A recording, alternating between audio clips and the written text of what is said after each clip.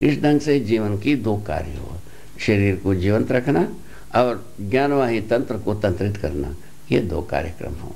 इसमें से दोनों कार्य को ये संपन्न किया रहता है इस अच्छी स्वस्थ शरीर में, और इसको सब व्यक्तियों में हम निरीक्षण कर सकते हैं, परीक्षण कर सकते हैं, उससे संतृप्त भी हो सकते हैं। इसका शुद्ध फल मिलता ही रहती है। ये कार्यक्रम से अपने को अच्छे ढंग से समझ में आता है। तो ठीक, एक तो ये फ्लोटिंग जो मेधस है और ऊपर का जो स्कल है, इन दोनों के बीच में खाली स्थान रहता ही होगा जब वो फ्लोटिंग है तो देखिए, वो ये तंत्र की पूरा रचना की ऐसे देखा जा सकता है। एक तो बताया मलाई जैसी लगती है पूरा मेधस तंत्र। तंत्र का मतलब है जो इस प्रकार की पार्ट है, तो वो रसों का संकेत को ग्रहण कर सकता है। इतना सूक्ष्म तंत्र, बात समझ में आता है। उसके बाद जो है ना, उससे वो जो एक थक्का जमी हुई है, वो उसका पूरा एक तरफ की मूंछ ऊपर की झिल्ली से जुड़ी रहती है। ऊपर स्कल की झिल्ली से? किसकी झिल्ली? उसके ऊपर एक झिल्ली होता है, नीचे एक झिल्ली होती है बीच में, हाँ, मेधस तंत्र के। और वो जो ऊपर की भाग की जो झिल्ली है, वो झिल्ली से ये सारे मूंछ छुए रहते हैं। बात समझ में आ गई? नीचे वाला मूंछ वो पानी में तैरता रहता है। समझ में आ गई? जब कभी संकेत आता है, दो कम से कम जो प्राण माने मेधस सूत्र है, वो माने अपने कार्य को संपादित करता है। वो ऊपर की झिल्ली से जुड़ी हुई जो तंत्र है, उसको संकेत को प्रसारित करता है। उसके बाद पुनः एक जल का आवरण है ऊपर में, सेकंड फ्लोर। उसके बाद और एक झिल्ली है, दो झिल्ली के बाद स्कल है। ये स्कल और ये झिल्ली के बीच में सामान्य स्पेस रहता है। सामान्य स्पेस का मतलब? सामान्य माने वो उससे जुड़ा नहीं रहता है, स्कल से, यानी खाली स्थान से रहता है। उसमें क्या रहता है? उसमें कफ फाइबर दौड़ता रहता है। लोचदार बनाए रखने के लिए ये दौड़ता रहता है। ठीक है, ये समझ में आता है? ये इस ढंग से इसकी रचना, जिसको आपने नाक में से निकालते हो कई बार, तो सबकी नाक से निकलती है। ठीक है, ये बना रहता है इस ढंग की। ये जो खोपड़ी में जो हड्डी की रचना है, उसके नीचे कफ, उसके नीचे एक झिल्ली, उसके नीचे एक रस का एक बहुत अच्छी माने रसायन जल का व्यवस्था, उसके नीचे और एक झिल्ली, उसके नीचे ये मेधस तंत्र, ऐसा बनी हुई। मेधस से प्राण, सांस, हृदय, शरीर और शरीर से कार्य व्यवहार, इस पूरी चेन को थोड़ा विस्तार उसके इसके बारे में जो अभी आपने बोला, मेधस तंत्र से सांस वास की बात, माने ये क्रियावाही कार्य है।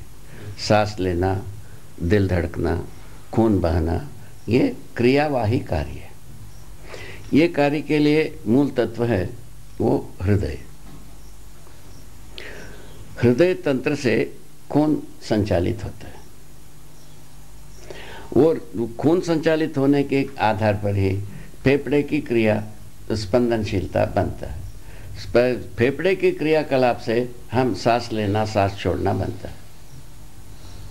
ये दोनों समझ में आता है? हृदय और मेधस कैसे जुड़े हुए हैं?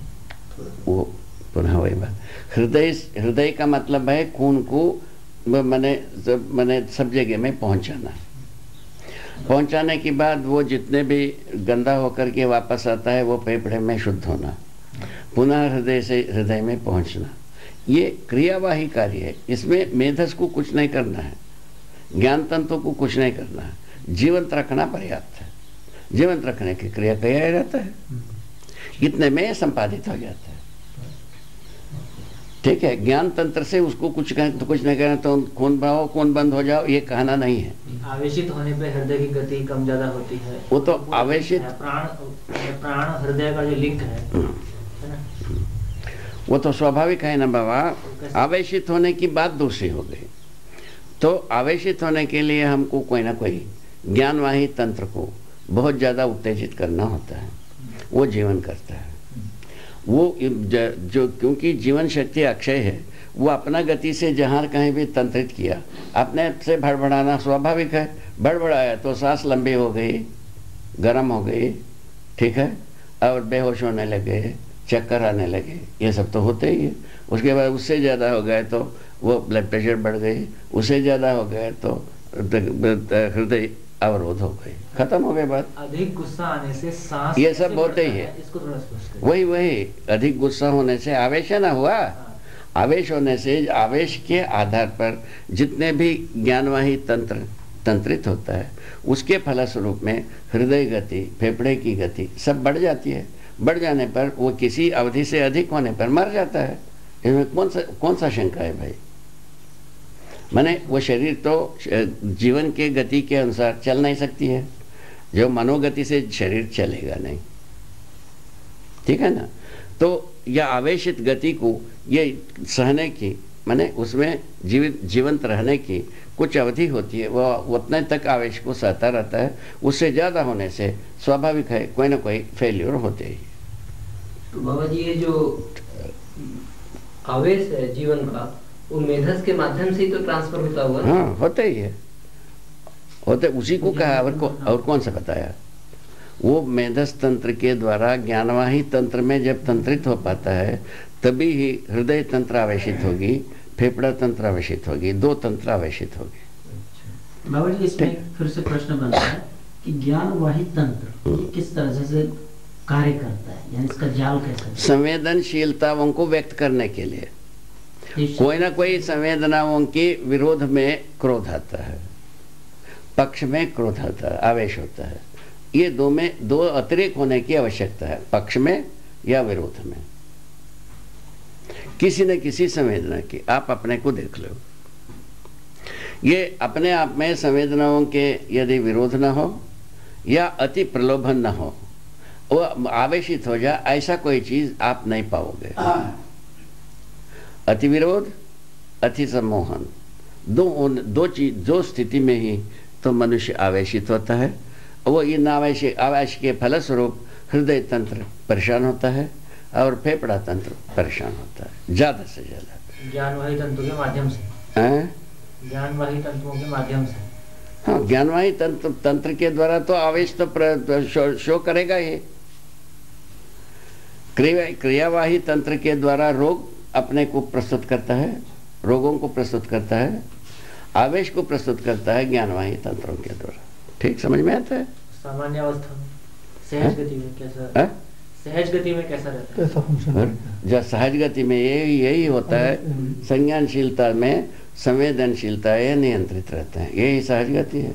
आपको पहले ही निवेदन किया, सहज गति यही है, मानव का सहज गति यही है।